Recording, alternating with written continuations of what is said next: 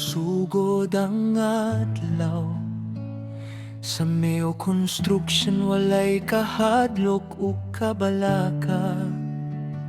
Si Mias maayo kaayo mo trabaho, mutabang sa tanan bisan unsa pa ang trabaho.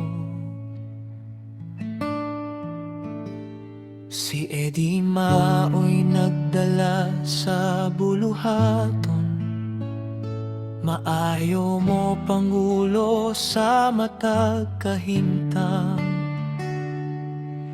Walay lisod nga iyang likayan, kaysa iyang kamot makaya ang tanan. Meo solid kusganok matinut ano, Mia Sedi Ondoy Feres nagkahiusa karon. Sa trabaho magkuyog walay biyay, Mio solid hangtod sa kalampusan gayon.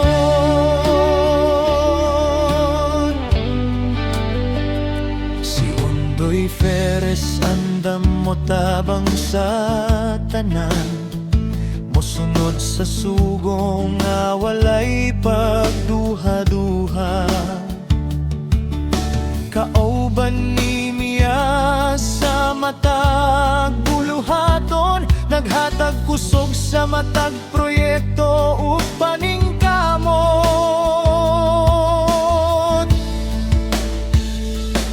Sa balay ni Elot nga among gitrabahuan, nakita ang paningkamot ug pagkahiusa.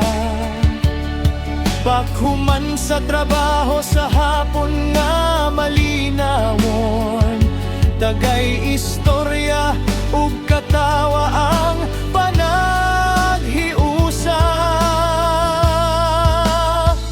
Si Eddie makalingaw sa tanang higayon, puno sa komedya ang matag panagtapok. Bisan kapoy ang adlaw nga nalabian, mapulihan sa katawa ug maayong panag-uban.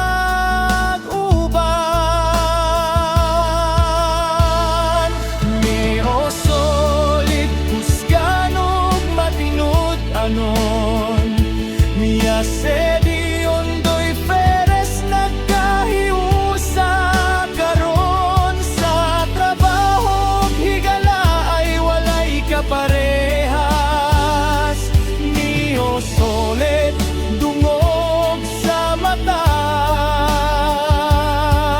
usa.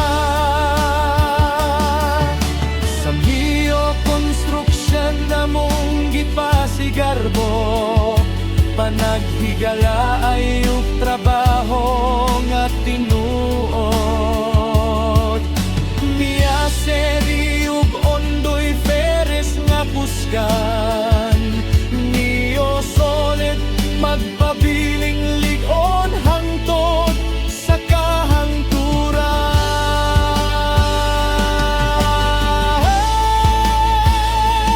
Mio solid kusganog matinut anon, Mia Sedi Ondoy Feres nagkahiusa karon. Sa trabaho magkuyog walay biyay, Mio solid hangtod sa kalampusan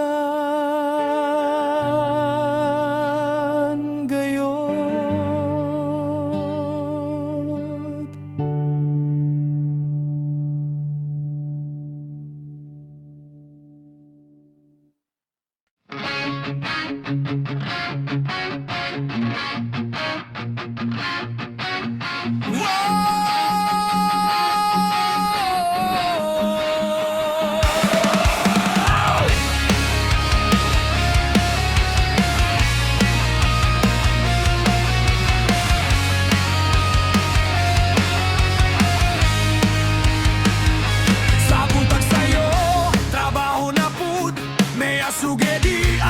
kasakit ug singot Ondoy nagdala sa kusog ug kadasig sa balay ni Elot Walay mo hunong sa paning kamot Panday ug helper, nagtinabang nga ibat